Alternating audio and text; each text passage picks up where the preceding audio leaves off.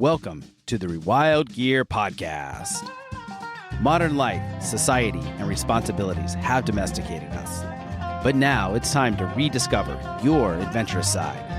Whether that's camping, hiking, hunting, fishing, or just spending time in the great outdoors, this is the podcast for you. Join us as we get back to the wilderness and rewild.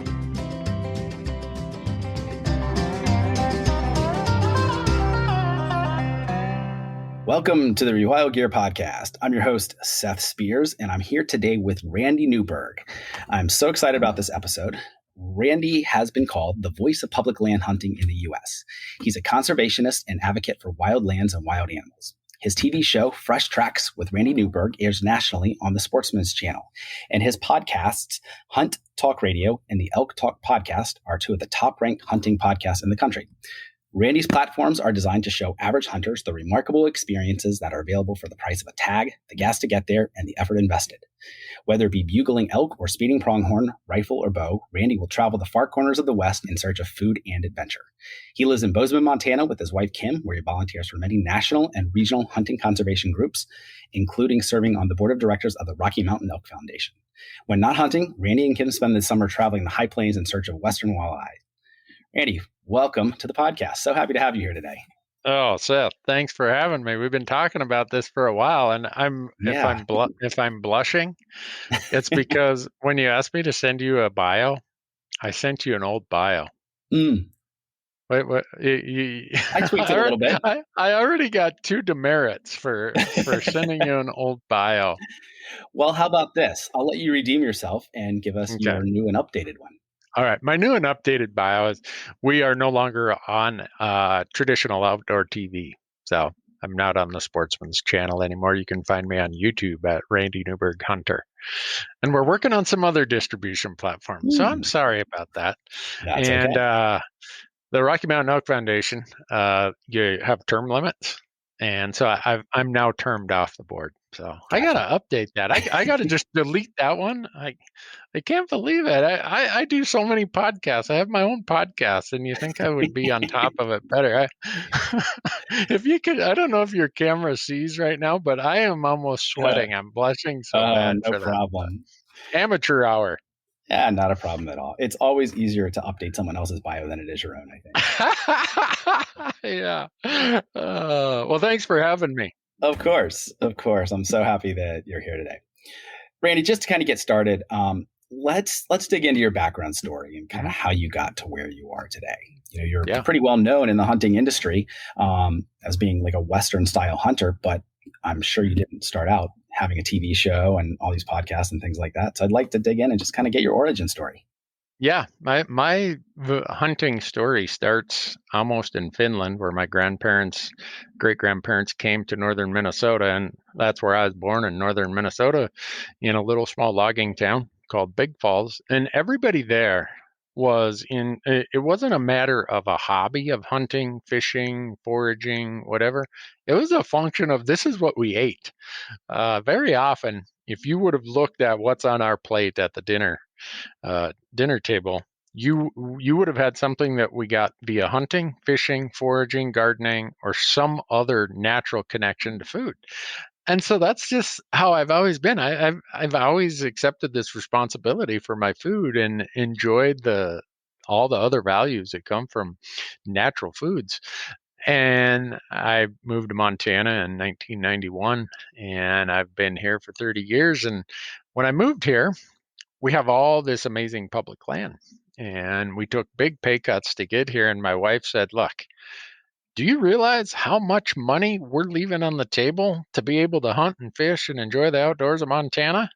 You better get involved in the policy part of this. So that kind of got me over into the policy world. Mm-hmm. And from the policy world, I just got drawn into TV and all this other media stuff. Not because I know what I'm doing, but as they say, beware the man with the bigger mouth. He probably has a smaller brain. That's kind of how I got there. And our platforms are about those things you mentioned: conservation, public lands access, and the natural process of going out and acquiring your own food. And Yeah, What a life. I mean, what more could I ask for? that's great. And I love how you got started just on the meat side of things and not Yeah. necessarily just for the trophy side, which, there's No. nothing wrong with going Mm, after big antlers. I mean, you've got some nice ones hanging up there behind you. yeah. And so that's fun and that's always a goal. But, focusing on the food side, which that's how we were originally hunters to begin with. Yeah. And it just, again, and going back to growing up, I did not understand anything related to the pursuit of an animal based on its trophy or its antlers or whatever else. It was all about, boy, that's a pretty fat buck. Good thing you shot him before the rut. He's going to be a better tasting buck. Or we hunted rabbits, we hunted grouse, we hunted a lot of small game. And fishing was just a matter of, let's keep these small little males because we know that'll sustain the fishery and we can keep a lot of them. And so I'm thankful that I came at it from that standpoint because it's just natural for me to view it that way. There's nothing Yeah. artificial about how I look at it. That's what I grew up doing. Yeah. So. What was the first animal that you hunted? Let's see. That would be rough grouse.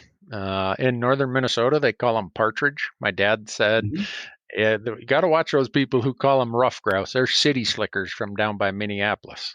So that was the immediate assessment my dad made of anybody. He was a logger, so he'd stop these people on the logging road and size them up, checking out their vehicle. Did they have dogs? What kind of shotgun? But if they said rough grouse, that was like just Forget city about it. slicker. You lost all your street cred with my dad if you used the term rough grouse instead of partridge. Gotcha. So it sounds like your father was pretty instrumental in you getting into hunting. Yeah, he was. His father on my mom's side, she had 6 brothers. So I have 6 uncles. Her grandfather or her father was into everybody there. The neighbors, the school teacher, the hardware store owner. It was just what we did. I can't think of any mentor I had in my life growing up who was not a hunter. Wow. And that's what I wanted to be. And now if you look at my business card, instead of saying Randy Newberg CPA, it says Randy Newberg, comma, hunter. I've met my life's dream there. I'm now that's my lifelong pursuit. Amazing. That's great. So you're a CPA. And so is that the career that has primarily paid the bills over the years? Oh yeah. Yeah, people ask me, Randy, how do I get your job, get to hunt so much? I always tell them, well, have a good day job and don't quit it. I've been a tax specialist. My specialty is trust and estate work. And here in Bozeman, Montana, I've been able to build a practice. I sold it a few years back and dabble in it a little bit still. My wife is looking for a good tax accountant, if anybody knows one. But yeah, I spent 33 years as a CPA, and I thought, that's enough. Time to go do the fun stuff. So. Yeah, exactly.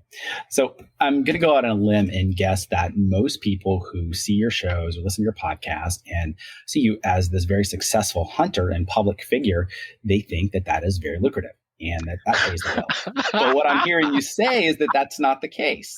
My wife would say this is the best job I ever bought. And I say that somewhat tongue in cheek because I run this business the way I do for a reason, because I don't need to make money at it. Don't get me wrong. Someday, if I can figure out a way to do it the way I want to do it and make a fortune, I'm going to apologize to nobody. But the why on our board right over here next to me says to promote self-guided public land hunting and create advocates for that cause. What I have discovered is creating advocates isn't the most profitable endeavor in the world.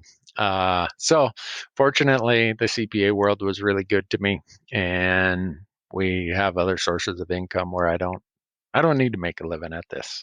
So it's very, what would you say? It gives me a level of freedom that maybe some other people don't have. Yeah. So you're not just relying upon how successful the hunt is, which probably increases the number of viewers and downloads and all of that. Yeah. It's like, we're here to tell stories. If we get one, good. If we don't, well, a lot of times people get more entertainment out of the mistakes we make than the successes we have. I think that's true in a lot of areas of life. We learn more by our failures than our successes at times. Oh, yeah, that absolutely for me. I mean, I am. I produce instructional elk hunting content. The first 6 seasons, I never killed an elk when I moved out west. Wow. You talk about mistakes. I invented new ways to mess up an elk encounter. But like you said, those were the teaching moments. Now looking back, I'm so thankful for those 6 years of struggle. Yeah. I learned so much.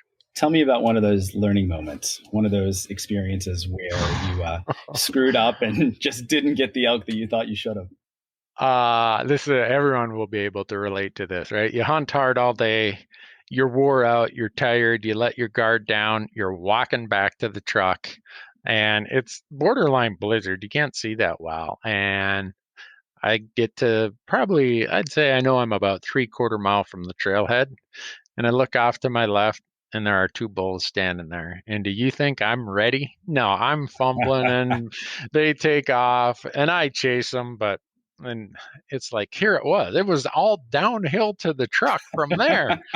And I messed it up. I still remember looking over at that bull, especially the larger of the 2, and he's just looking at me like, are you for real, man? You and most people would be shooting at us. And they took off. And you always hear the story of the big one that got away, right?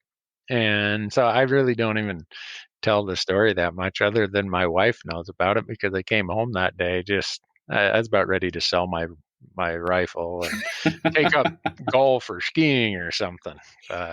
Yeah, is again a classic example. Don't let your guard down, because as quick as you relax mentally, that's when an opportunity is going to present itself.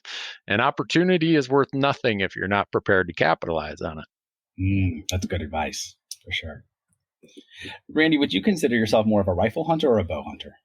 More of a rifle hunter. I grew up where my dad had a negative impression of archery hunting. Really? My dad, he would say, "Oh, you just want to go wound things." That's what he would say. But that was a function of his lack of understanding about archery and how effective archery gear can be.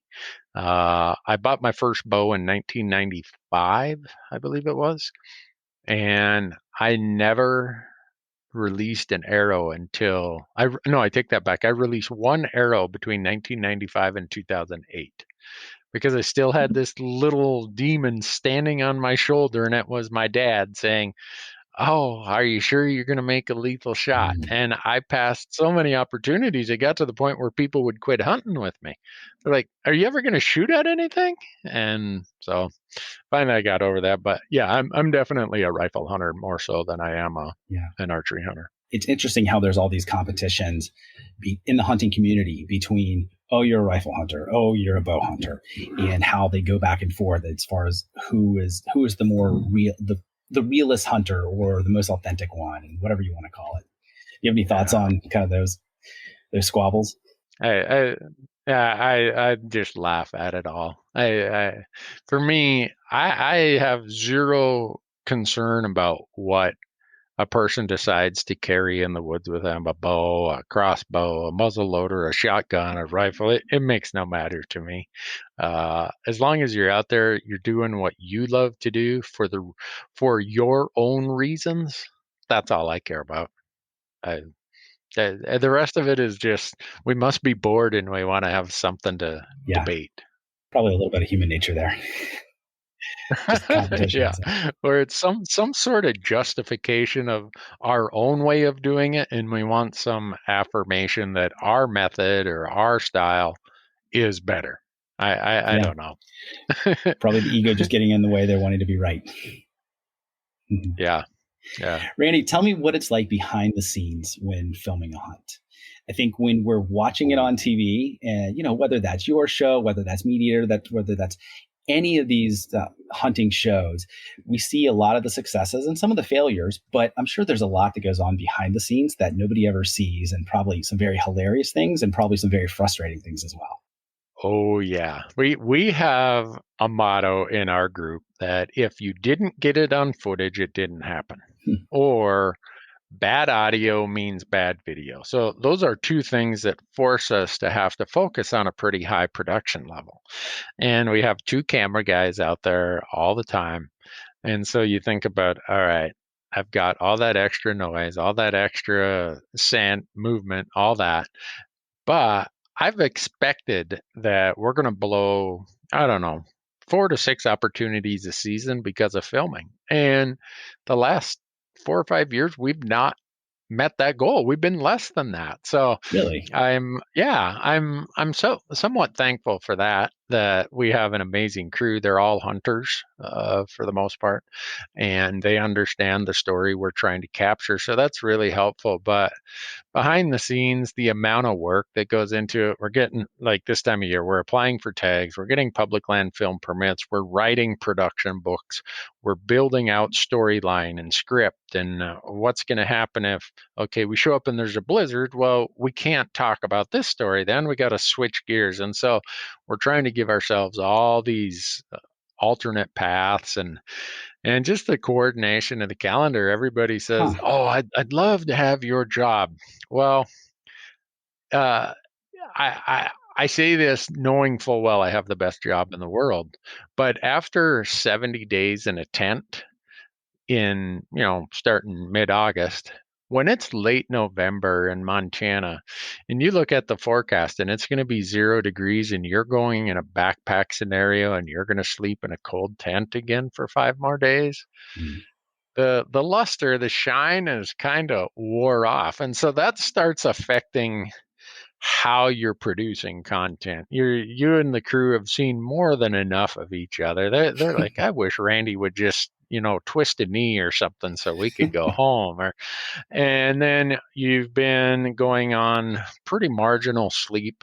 You don't get a lot of sleep. And in the early seasons, the sun's up so early and it's rising or going down so late that your nights are very short. And then you're eating marginal foods. And we give ourselves 5 days. So travel one day, hunt 5 days, travel home. And usually we only have 2 days in between those. Wow. So it's not like we're getting a bunch of downtime to relax and get caught up. And so everybody's pretty well had enough of it by end of November, early December. So behind the scenes, it starts out with this raw enthusiasm. Boy, we're going to really do it this year. And by the end of the year, or by the end of the season, November, we look like we've been rode hard and thrown in the ditch or something. Wow. So I want to dig in a little bit more about how you're planning this out beforehand, as far as the storyline and some of that, because I was under the impression that, you're going out for a hunt and then you're adapting it as you go, but it's not pre-written. So how does that work? I'm fascinated by the logistics of things like this. Yeah, and not everybody does it this way. So I'm blessed to have some amazing people who work for me. Right across the street here is the Montana State University Film School. So I have 5 people working for me who have masters in film. And they go to Cool. school and learn, how do you film stories? How do you create true stories, not just wing it? So we sit down and we storyboard all this stuff. And I'll use an example. I finally drew a mountain goat tag in this area that I elk hunt a lot. Well, 3 years ago, we were in there and we saw this really dirty brown looking mountain goat. Usually they're this beautiful snow white color.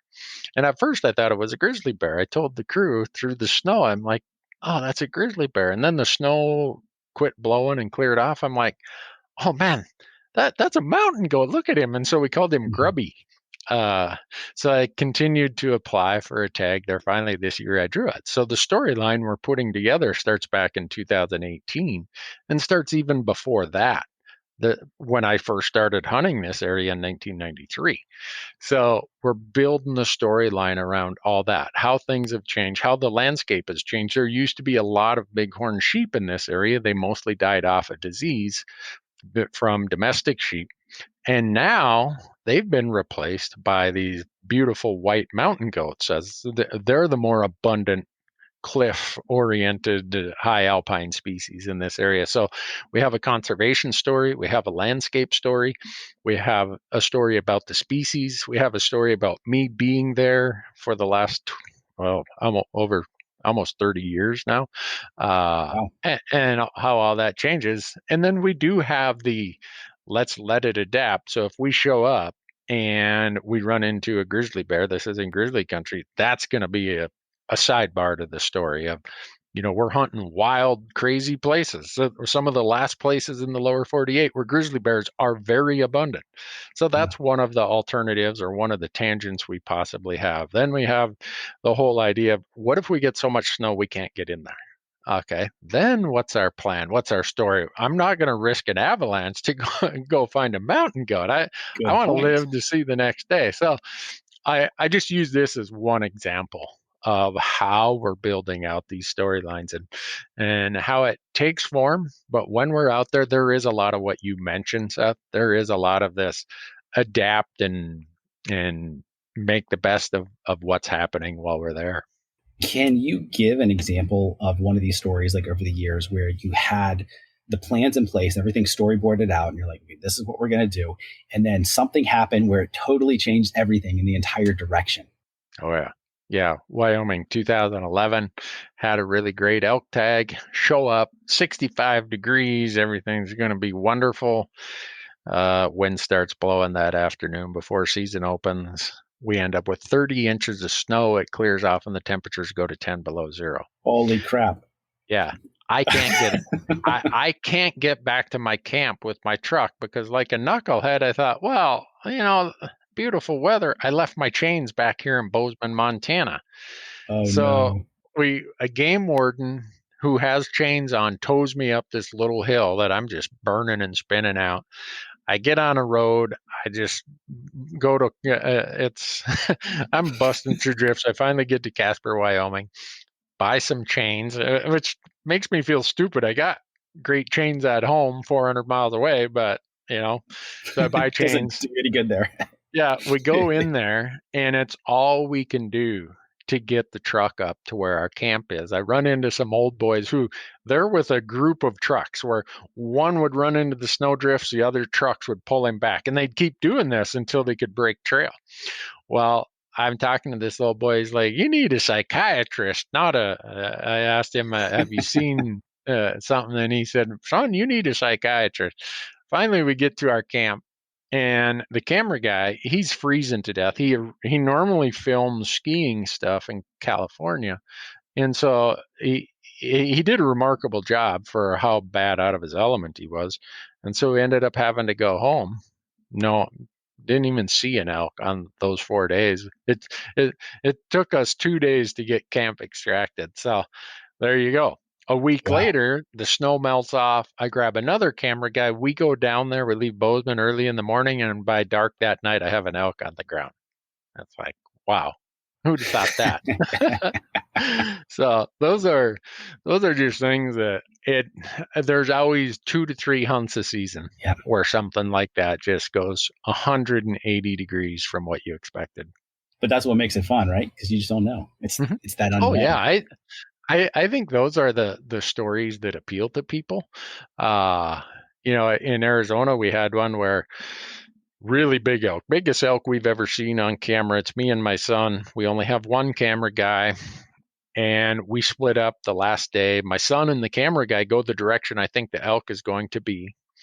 And I make this loop. I'm going to spook the elk to him. Well, I peek over the ridge, and out on this windy slope, Mr. Big is standing there. And as I'd been leaving, the camera guy hands me this little camera, our spare camera. He says, "If I hear a shot, it better be on footage." So I'm over there trying to get everything adjusted 300 yards away and get the camera through this little shooting lane. And then I move off to the side because I have to find another shooting lane. Well, in the time I find my shooting lane, the elk moves out of the camera view. So I got to run over 20 yards to the camera, readjust it, come back. And in all this, I forget about the crosswind. Oh, no. And 2 shots go right in front of the chest of the bull. And everybody loves that episode. They're like, man, I have missed one. Like, something went wrong. I didn't give the whole story about me moving back and forth and the distraction, because when I first saw him, he was standing perfectly broadside. It was like exactly what you want. Well, by the time it takes me 10 minutes to get the camera set up. Now he's quartering away from me. It's like, but showing the audience how that happens and not being bashful to show that I missed a really, really large elk, I think it gives a bit of realism to Yeah. what we do. And people are like, it's nice to know somebody isn't that worked up about being the world's greatest hunter. Oh, for sure. It seems like logistically that, especially if it's just you with a camera and when you have to set it up and then, you're talking into the mic just so you're getting that audio and everything as well. That's a lot to remember or think about as you're trying to make sure that you're lined up on him, that, the distance and like all the logistics of that. Yeah. I have self-filmed 3 hunts, and only one of those did I have success. All the rest of them, I should have. If I would have had another camera person with me, we would have had success. And the one where we had success, it was just by accident. I had the camera all set up, and the deer walked. It was a white-tailed deer. He walked right up to this tree. I had the camera on, and he starts rubbing his head like they do in November. Mm-hmm. All I had to do is hit the power button on the camera and the focus. Oh, And he just stood there for the longest time. It's like, man, he read the script finally. So it's really hard to do by yourself. Yeah. Well, 1 for 3 in baseball, you're in the Hall of Fame. So. Well, that's true. Yeah. Everyone forgets that Babe Ruth struck out over 3,000 times. They just remember he hit 714 home runs. Yeah, exactly. Randy, Western hunting is so different than East Coast hunting. And growing up in the Midwest and in Minnesota, I'm guessing you started off with whitetail. Yep. How did you learn to go out west and hunt elk and mule deer and all of these bigger species where it's so much more wide open and you're not just sitting in a stand or in a blind? What was that experience like? It was a huge learning experience. That's why I say I spent my first 6 years and I never filled an elk tag. Yeah, deer are mule deer, whitetail deer. They don't have the big home ranges that elk have. They don't have the ability to escape to ridiculously difficult terrain that elk do. Mm-hmm. I know that if I tip over a deer in 2 trips, I can probably drag half of him out each time. An elk, it's like, what am I going to do with a 600-pound animal? So I was hunting in all the wrong places, worried about an elk spoiling if I couldn't get it out in time. Well, that became its self-fulfilling prophecy that I was not going to have an elk spoil because I was hunting in places where elk weren't. So for me, I had to take, what is it that I know applies? And as you start doing this a lot, you realize a lot of what you do in whitetail hunting really does apply to elk hunting. But how do I take the bits that don't apply and learn that and adapt to it? And the biggest thing for me was I just was overwhelmed by where to even start. You look at the mountain ranges, it's like there's a lot more places where elk aren't than where they are. And how do I find the places where they are? And they don't just come walking to you. They're not that habitual. Like, say you're in a tree stand whitetail hunting, and every morning there's kind of this pattern of they're leaving the feeding area, going to their bed, and they almost reverse that in the evening. Not elk. They're just as random gets. And so all of their needs, whether it's food, water, sanctuary, are dispersed all across this really large landscape. Whereas when I hunted whitetails anyhow, their needs that they had, whether it was food, whether it was bedding cover, were in very small places and quite predictable. So it was easy to figure out what they were going to do. You were dealing with 50 acres, 100 acres, whatever. All of a sudden you're dealing with a 10,000 acre drainage. It's like, where do I start? So that changes it a little bit. That was the hard part for me, was to get my mind around the intimidation or get enough knowledge so that I wasn't intimidated. That makes sense. And I'm guessing that process of gaining that knowledge just took time. That's 6 years, like you said. Failures, whole lot of failures. And then once I broke it down to, for me anyhow, something that was simple that was translatable no matter what season of the year I was hunting. I used I used the same tactics I used for fishing and applied the same Hmm. pattern, same everything. And all of a sudden, I'm finding elk quite easily. Hmm. It's like, well, why didn't I think about this 6 years ago? So, So if you were going to give advice to someone who is a typical whitetail hunter and then they want to get into Western style hunting, what's the best advice you can give to them to so they can skip that learning curve or help to alleviate it a little bit anyway? yeah. Boy, where to start with that? I have a pretty long list of things I'd tell them. Um, if they're hunting public land, which is what I hunt, and you're going to be hunting a highly pressured animal, I would say think about what that animal needs at the time of year you are hunting them. And I'll give an example. A lot of people come out west on a July vacation with the family and they see some elk way up high. And they're like, "Oh, that's where when I my tag is in late October. When I come back out here, I'm going up there." Well, guess what? Those elk had a need of a certain food type in July. Mm, That need in October is not that food. It's sanctuary, getting away from hunters. So there isn't going to be an elk anywhere near where you saw them in July. They're going to be 8, 10, 5 miles away, whatever. So people come out and they think, oh, these animals are really habitual, like whitetails are. I know where they're at. And they show up and they don't see anything. So I, for me, I had to make it this simple. What are the needs? Either food, water, possibly breeding as a seasonal need, but also in the later rifle season, sanctuary, survival. And where do they go at that time of year to satisfy that primary need? And that's I mean, in a lot of ways, it's kind of like whitetails, right? You have your early season, your pre-rut, your peak rut, and post-rut. And whitetails are using the landscape slightly differently in each of those periods. Elk, same thing applies, other than they're using it way differently between each of those 4 periods. that's good advice. A lot of work too, but yeah. Probably worth what anybody paid for it. Probably worth less than what Of anybody course. paid for it. Randy, it's very obvious that you love the outdoors and being in the Oh wild. yeah, Why is yeah. nature so important to you? What is it that really just calls to you? You know, that's a I get asked that a lot, and I ask myself that a lot. And my wife asks it, what is it about you that you have to be outside? Uh, and all I can figure is, again, it goes back to your upbringing and the things that bring you successes, bring you pleasures, the things that you maybe know more than some of your peers bring you pleasures and confidence. And I think just growing up on the banks of the Big Fork River and being allowed to fish and get lost and build fires and do the things that every kid dreams they get to do. That's what I got to do every day. My mom knew if she couldn't find me, all she had to do is walk down to the river and I would be there. I'll have been there for 10 hours with a fishing pole. And so your memories start the positive things in your life of, oh, I had success and I drug this smallmouth bass up to the local bar and showed all the guys and they made a big hero of me, or I shot 2 snowshoe hares with my 22 and now everyone in town is like, boy, that Randy Newberg kid, boy, he's a deadeye, so you have all these things, and then you have maybe some of your peers who were into other activities who come and rely on you for information or knowledge about, hey, I'm going deer hunting this fall. I've never been deer hunting. And so you help them.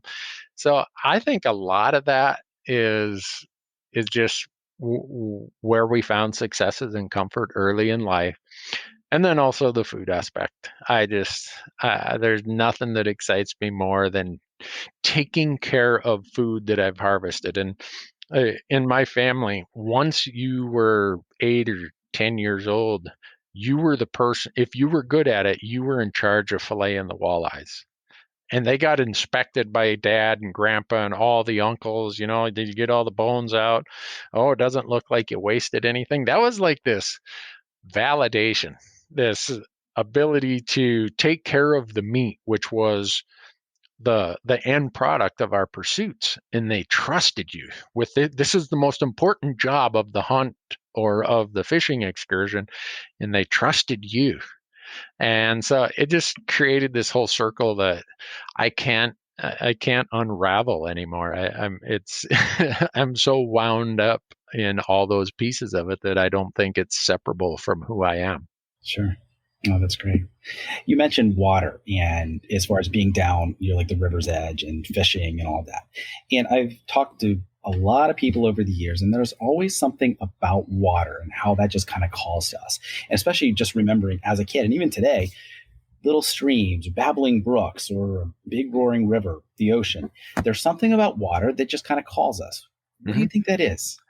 I don't know what it is, but I know exactly what you're talking about. The Big Fork River comes through our little town called Big Falls. There's a big change in the Canadian Shield elevations there. So there's a large waterfalls in our town. That's why it's named Big Falls.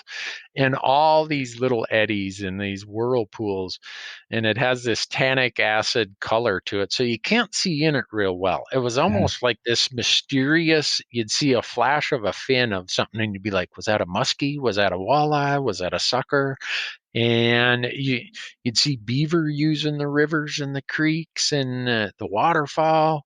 It just became this place of, wow, wherever there's water, I, if I'm and here's an example I think people can relate to.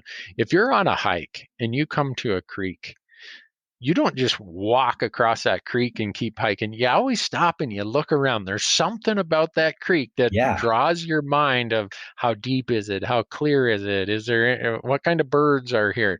It's just something about it that I can't explain. And, growing up in a place where fishing is as much of the culture as it is in northern Minnesota, there's all of that goes with it. I mean, you fish in the ice. You sit there. My dad and his brother had what's called the spearing shack, where you spear pike. You use a decoy and you cut out this 4x8 hole in the ice, and it's like no windows, nothing. It's dark in there, and you sit there in the wintertime and you do that stuff. It's like there's got to be some fascination with water if you're willing to sit on a on a frozen lake waiting for a pike to swim by.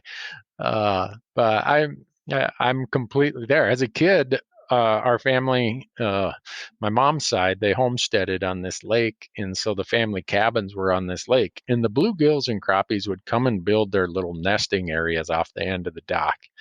And I would sit there with just a plain hook and a worm, and those bluegills and sunfish would come and bite my hook. To this day, I can sit there all day long and do that and be fascinated 50 years later. Amazing. I wish I knew. I don't have the explanation. I can just relate to what you're saying. Totally, yeah. I know you've had quite a few health challenges over the years. How has the outdoors and nature in general affected that, both in a positive and a negative way? Oh, I would say just about all in positive ways. I have a bum liver. I call it a bum liver. I have a blood clotting issue, and in 2004, I ended up with such a large blood clot it ruined the plumbing in my liver. Any doctors or medical professionals listening to your podcast, when I say I don't have a portal vein, they're going to be like, "What? No portal vein? How does that work?" It doesn't work very well. Let me put it that way. And I wasn't aware of what it had done for a while, so I was really sick with a lot of side effects of not having the proper diet, proper everything that is necessary for someone with a highly compromised liver hepatic situation. And so I lucked out, ended up back at the Mayo Clinic, and they got me straightened out pretty much. But that blood clotting process, we still don't have it solved what it is. I've since had a TIA, which is a blood clot in your brain. If it goes away within 24 hours, they tell me it's a TIA, not a stroke. And then I had one in my heart. Ended up in getting a heart cath.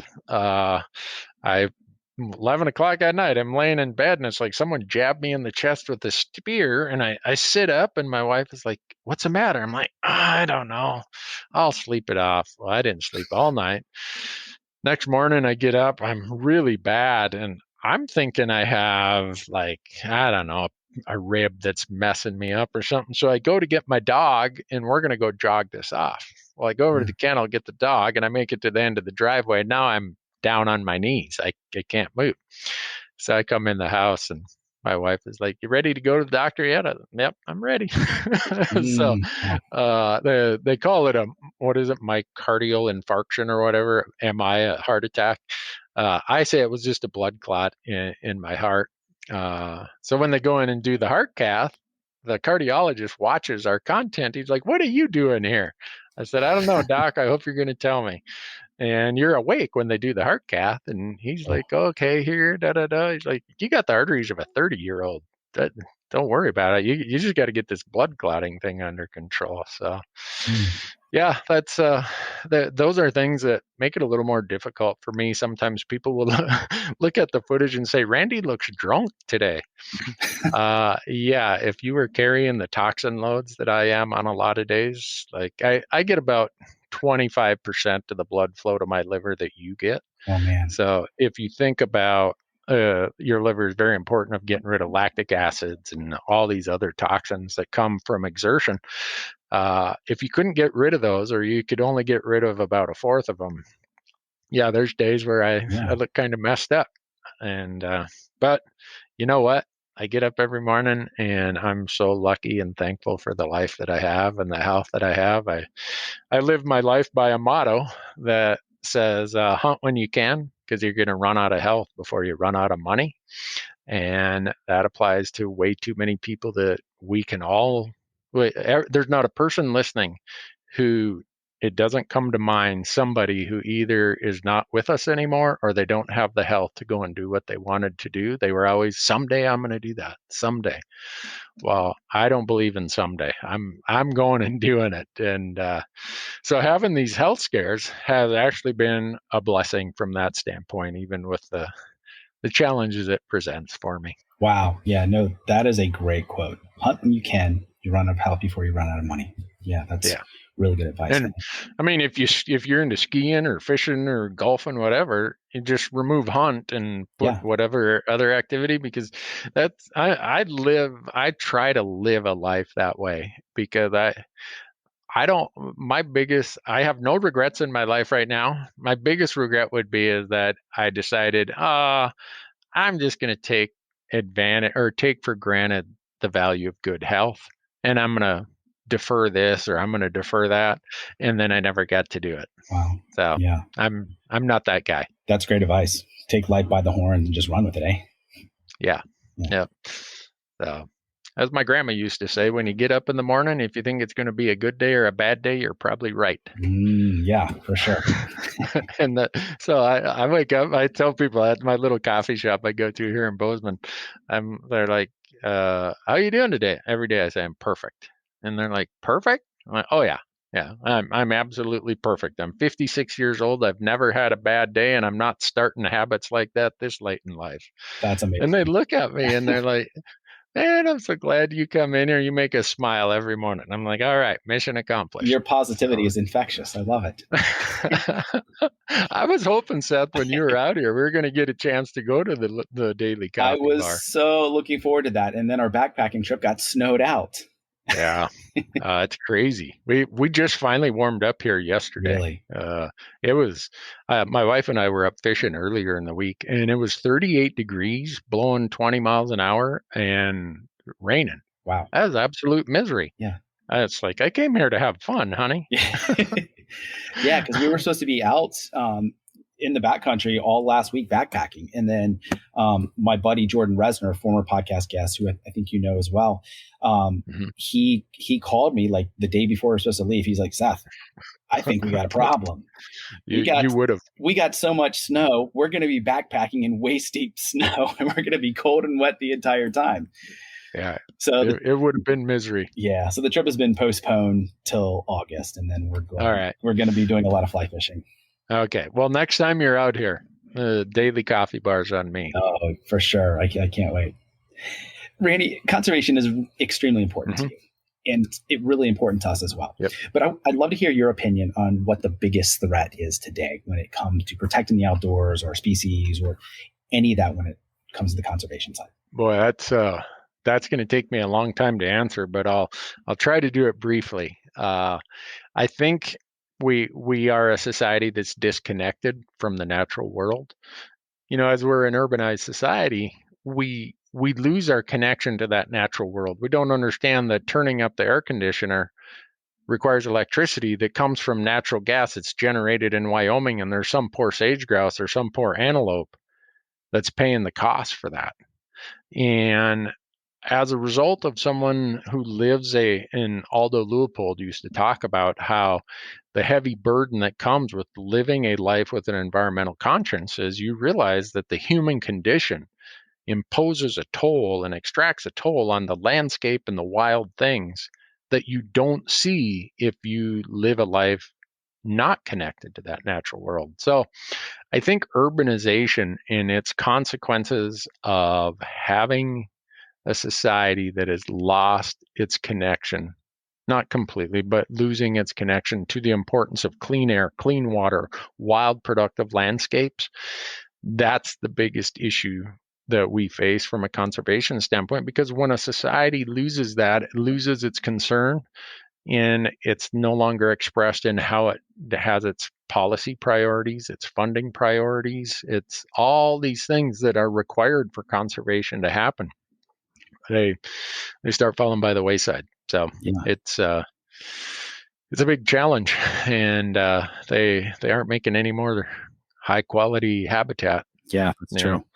And do you think that the habitat issue is the most important side of this, as far as like the land or some of the animals where we've either hunted them to extinction or we're clearing out their habitat, and so we're losing them?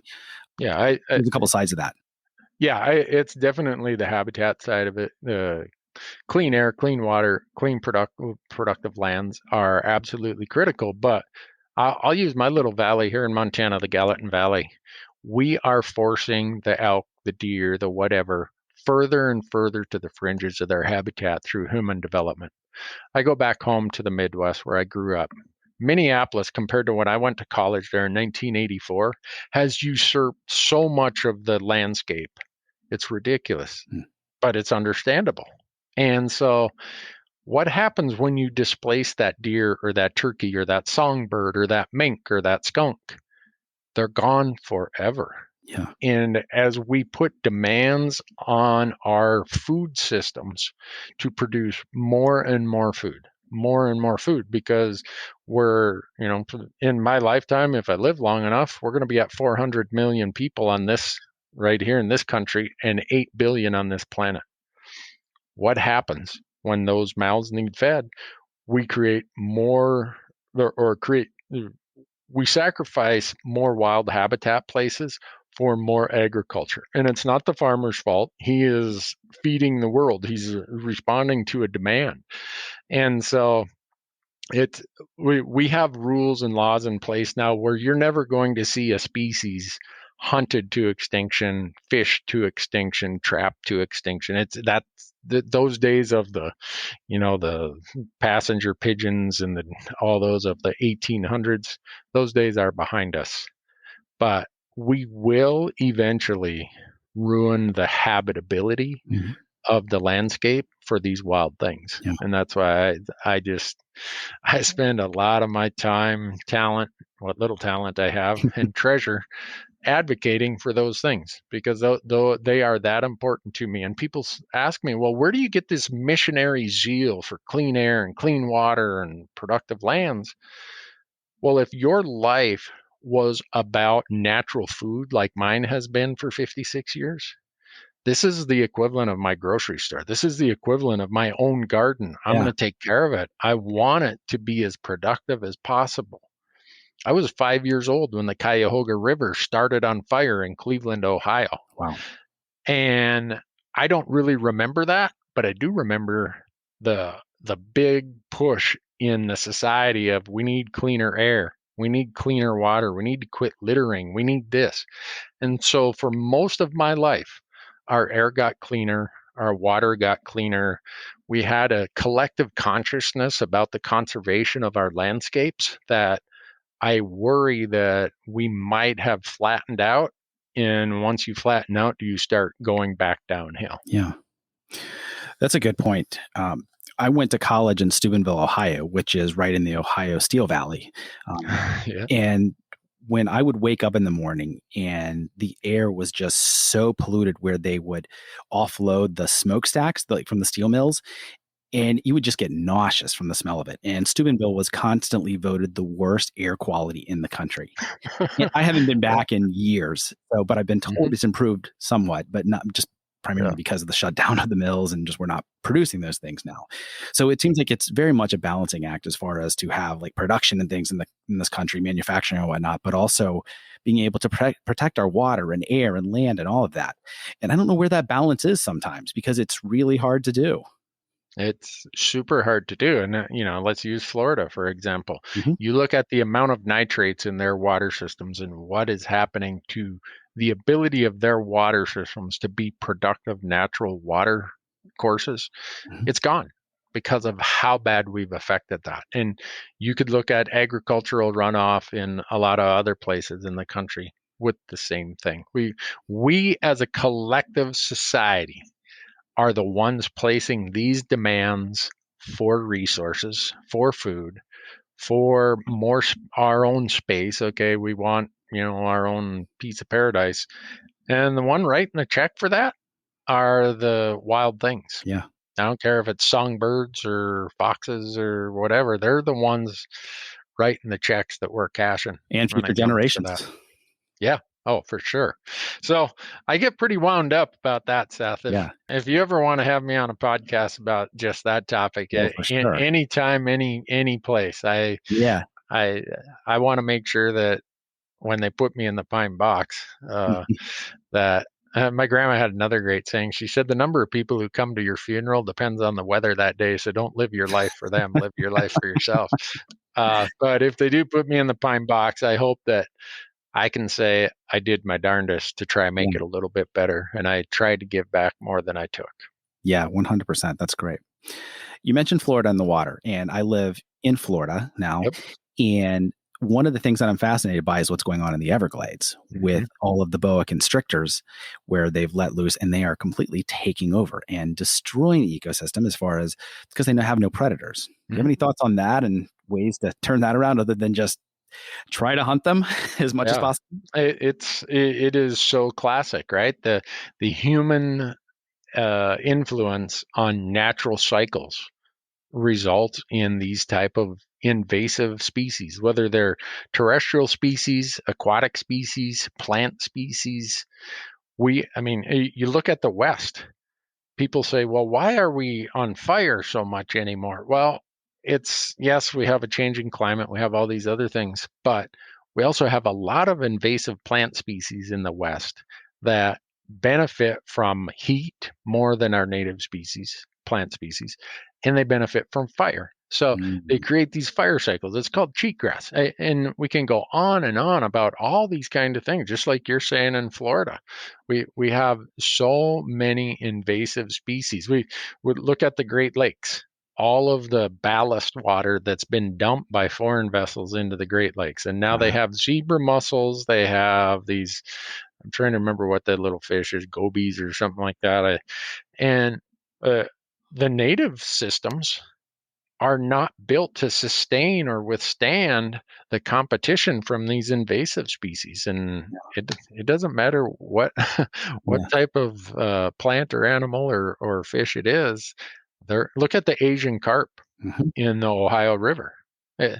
We and none of those came here other than through human transport. Wow. So yeah, it's unfortunate, but I don't know what the answer is, but you guys got a problem on your hands. Yeah, for sure. We're also seeing that as far as invasive species, like in the South and the Mid-South with kudzu. There's What? kudzu. Are you familiar with this? No, what's kudzu? Kudzu, it's a type of vine.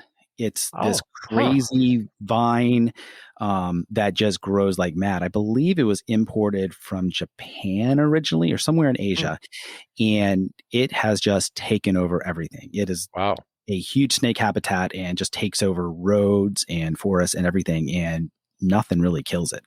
Wow. It's crazy yet. Kudzu, I believe. Huh. Never heard of it. Yeah, so you see it Georgia, Alabama, Tennessee, all of them in Uh, that area.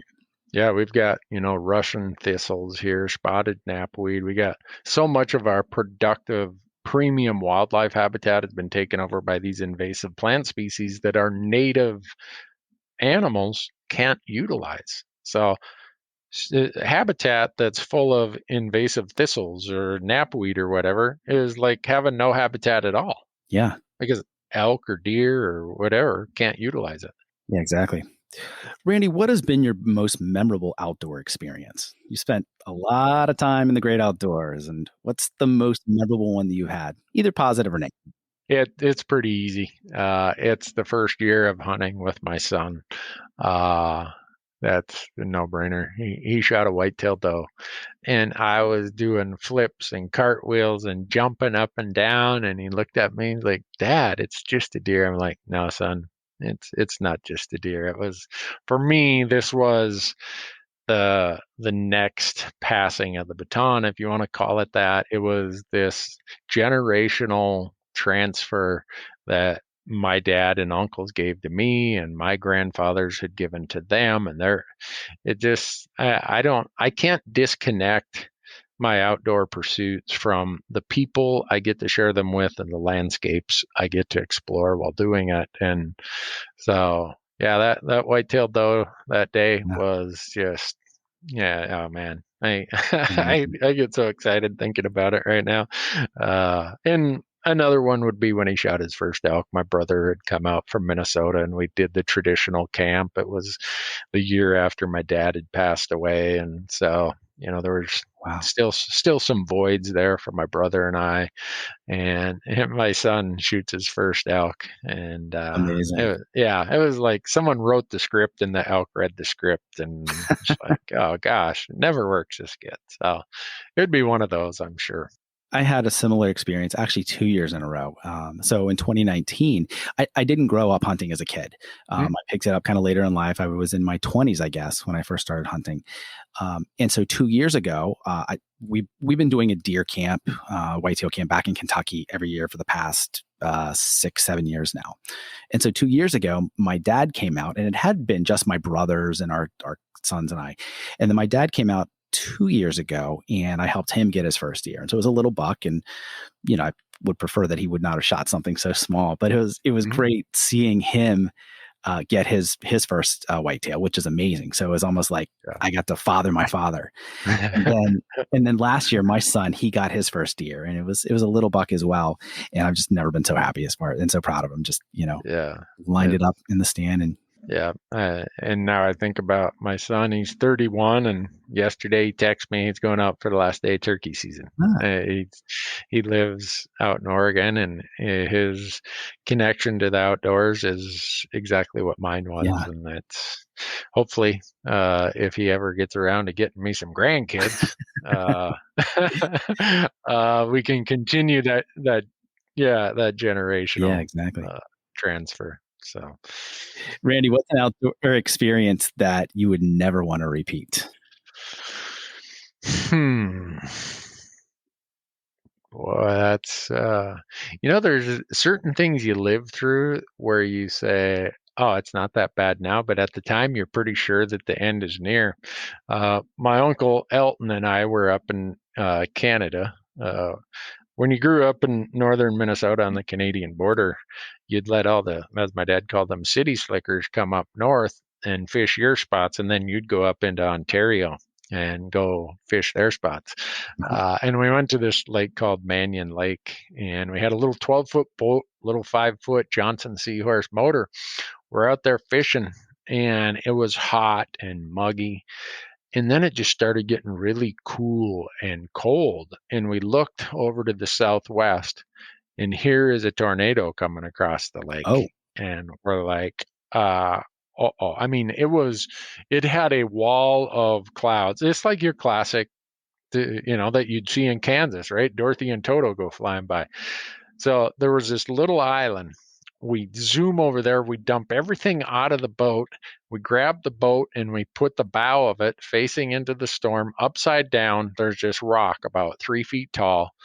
And so the bow is leaned up against that rock, and we crawled underneath it. And the wind and hail and lightning, I thought, this is it.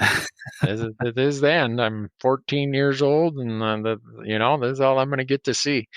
And then when the storm passed, the lake was white because there's so much hail floating in it. Oh, wow. And finally, some old French guys found us out on the island while we were picking up the pieces of most of our stuff had been blown into the lake.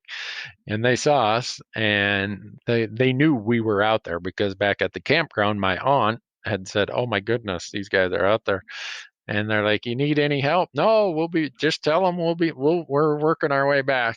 And then it started becoming a little more funny of, oh, we survived. But I will tell you that at the time, I did not think we were going to survive. It's just this little round rock out in the middle of nowhere with some scrubby jack pines on it. And we were underneath there holding on, me and my uncle holding onto that boat to dear life, hoping it wasn't going to blow away. Wow. So, oh yeah, when we got to the campground, these great big, 36-inch caliper Norway pine were busted off, and it was a real deal. So I don't care to repeat that one again. That's a good story, though. Great to tell the grandkids one day too, huh? Yeah. That's great. Randy, what gear do you consider essential whenever you're going out in the wilderness on a hunt or just even a hike? This isn't a piece of gear, but I think having your mind right is the most important thing. I always say invest in your mind and your body and worry about the gear later. When it comes to gear, and I'm probably going to say the most important thing for me are my boots, because without high quality boots, my feet are going to get chewed up, and I'm not going to be able to go anywhere. Boy, I could rattle off so many things. Depends on if I'm going for a hike, going for a long backcountry excursion. Sure. Hydration for me with my liver condition. I'm very seldom anywhere without adequate hydration or means to filter water. That would be big. We love talking about gear, so get specific on what you like to use. Brands, everything is fine. Oh, you want brands? All right. So my boots, I wear Kenetrek boots. I've been wearing them since the company started, long before I had these platforms, and they work great for what I do. And then as far as water filtration, I use either a platypus gravity filter. If I have a lot of people with me, I use a Katadyn Basecamp water filter. And then I also have Katadyn makes these little 1 liter Be-Free with their like a little rubberized water bladder with a built-in water filter. Okay. Oh my gosh, whoever invented that should be president. It is so slick. So when I'm doing hikes, it weighs in maybe 2 ounces, maybe 3 at the most. So I always have that in my pack. I always have a little bit of homemade. I have my own little homemade fire starter kit. Adventure First Aid Kits makes these really quick and easy first aid kits. You probably want to augment a few things to them, depending on how many people and what you're doing, what activity. But I always have something like that with me. And I'm still an old school guy who has a compass stashed away somewhere. Yeah, I learned how to navigate the flat, big North Woods with a compass, and so I could, if GPS technology went away today, I'd say, dang it, I lost all my waypoints. But I could still navigate. Whereas I think a lot of younger people who did not have the benefit of their dad being a logger who, they were cruising timber for logging sales, it was all based on compass. So I always have a little compass tucked away in there in case something goes snare wire. My knife, probably. I mean, and this is a shameless plug. I spent 3 years working with Gerber building a set of knives called the Randy Newberg series knives, and it reflects 30 years of elk hunting successes and failures. These are knives that were built for the specific purpose of elk hunting. And so I'm pretty particular about my knives and what I use. Yeah. Those are the things that come to mind. Backpacks. When I'm hunting, I'm never without my Mystery Ranch backpack. Clothes, layered clothes. Everyone sees our content. They know I use Sitka gear because it's super high performance and it's all about layering. And I don't care what brand of clothing you use. Layering is absolutely essential in places like the mountains where you're going to have big diurnal temperature changes throughout the course of the day. You might have different exertion levels. You might have different weather patterns. Layers are just absolutely critical. I'm lucky that at this point in my life, I've upgraded my gear to what I absolutely need and what I think is the absolute best for what I do. Yeah. I started out, my first hunting boots when I moved to Bozeman, Montana, were Converse All-Stars. I hunted elk and I hunted antelope and I hunted deer in the old leather Converse All-Star that Magic Johnson and Larry Bird used to wear. Oh my goodness. And amazing. It didn't even dawn on me until my crew, they were looking at some old photos about a year ago, and Jonathan says, "What's the deal with the Converse All-Stars?" I'm like, "It's all I had. It's what I hunted in." So my first backpack was my Jansport book bag from college. Wow. And so I made it work. So in my mind, it's more important that you invest in yourself and your knowledge than it is the latest and greatest piece of gear. Mm-hmm. That's great advice. Speaking of brands and gear, though, what companies do you feel like are doing just a great job when it comes to either the quality of their gear or the conservation side? Yeah, for me, that's a big part of any brand that I'm associated with. They know my connection to conservation. So if they don't have a strong conservation focus, we usually don't have that great of a relationship. It's just who I am and what I'm about, what my audience is about. I've mentioned a couple of them.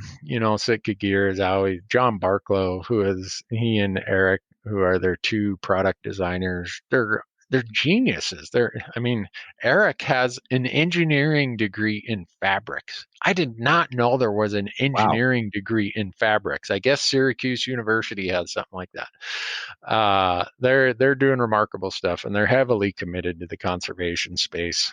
Canatrek boots are always pushing the envelope on new boots, new soles, new fit for your feet. That they're really good. Mystery Ranch again is just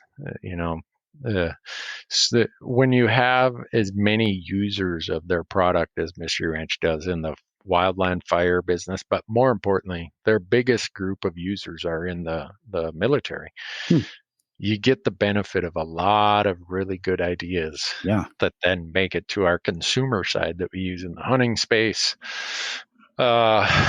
It just, Yeti, they're such big supporters of all the conservation groups. It's a great fit. Yeti right here.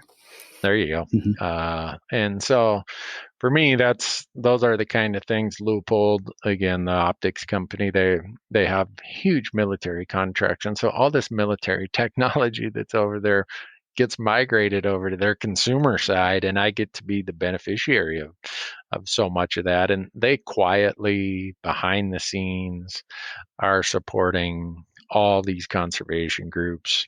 Nosler Ammunition, they license, they have certain products that a percentage of every sale of certain items of their partition bullets, some of their AccuBonds, certain calibers and cartridges goes to the Rocky Mountain Elk Foundation. So when companies are doing stuff like that, that means a lot to me, and I'm big supporters of them. And the downside is when you ask me that question, I know I'm forgetting a few, and I feel bad when I forget somebody. But point all that is, I don't know how you can be in the outdoor space and not be connected to the conservation. It's this circle, right? You got to keep the circle moving. And some of these companies don't have to pay the excise taxes like firearm and ammo companies have to pay the 11% excise tax.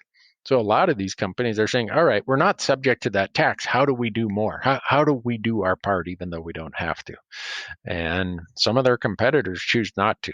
Yeah. And I hope that people who are buying product and using product look at who's paying the freight, who's helping out, and they make some decisions accordingly. Yeah. I had a conversation with Jared Fraser, the executive Mhm. director of 2% for conservation, about this very thing and about how the companies that are really doing a good job of giving back and helping to promote conservation efforts, and those that, because either they're publicly traded or the parent company that owns them, they're more worried about the bottom line than doing the right thing. And that was pretty interesting. No, I mean, Jared, that group, I'm glad you brought it up, 2% for conservation. It's, you give 1% of your money and 1% of your time, and that's where the 2% comes from. And when that was founded, the three founding partners are the Rocky Mountain Elk Foundation, the Wild Sheep Foundation, and Sitka Gear. And I have very strong relationships with all three of them. I'm big advocate for all of them, and I appreciate what they do. And that from that, I think that was 5 years ago when that started. Jared is growing 2%. We just here we call it 2% because we're members of it. Yeah, or we a joined business too. member. Yeah, and he's done amazing things with it. I'm really happy to see it go in the direction it is. And people think that 2% takes your 1% of money. They just connect you with conservation groups and say, here's the group, give them your, here's groups that you can do your 1% for. Don't give us the money. People think that they have this big pot of money that 2% is spending. No, they're just connecting companies and people with the organizations that are doing the conservation work. Yeah, they're doing great work. Really appreciate what they're doing over there. Yeah. Randy, is there a book or books that have had a major impact on your life? Oh boy, yeah, a lot of them. The one in the outdoor space that's had the greatest impact on my life, and I've read it so many times, is the Sand County Almanac by Aldous Leopold. He came through the ranks of the U.S. Forest Service in the 1920s and 30s, was a professor at the University of Wisconsin, and he wrote this remarkable book that's still today, I think it got published in the 1940s, and it just is so reflective and so insightful about the impacts human society, even back in that time when there were 160 million Americans instead of 330 million Americans.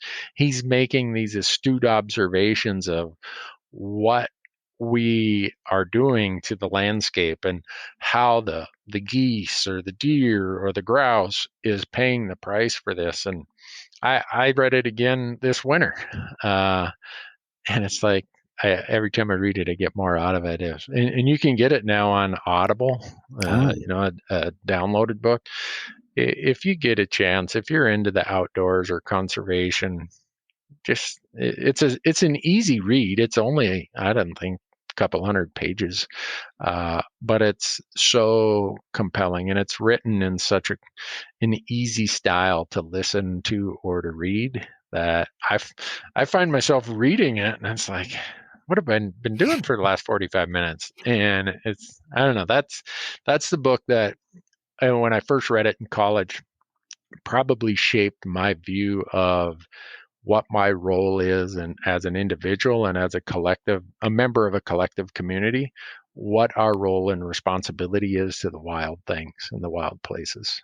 Yeah, no, that's great. That's a great book.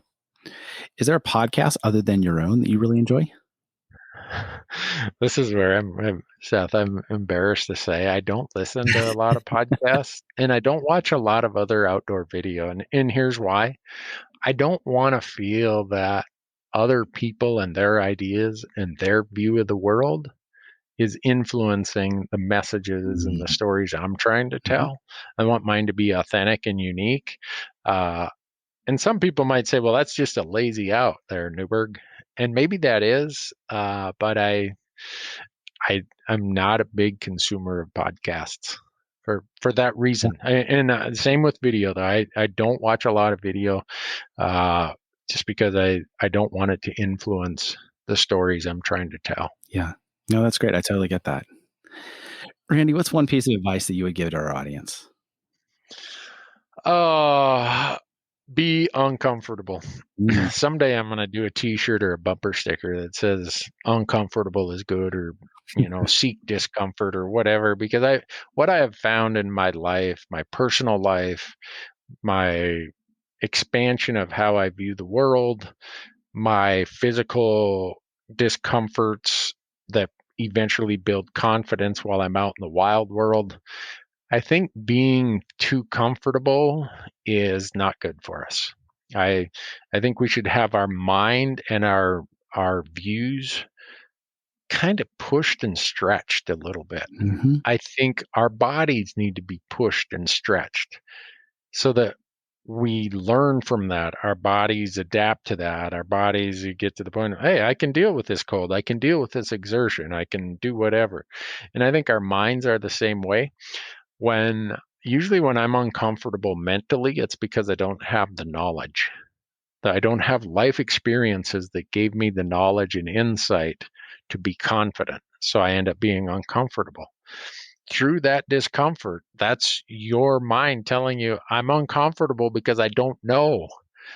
Well, you know a little bit more and you learn a little bit more, you learn a little bit more, and pretty soon you go from being uncomfortable to being confident and somewhat knowledgeable.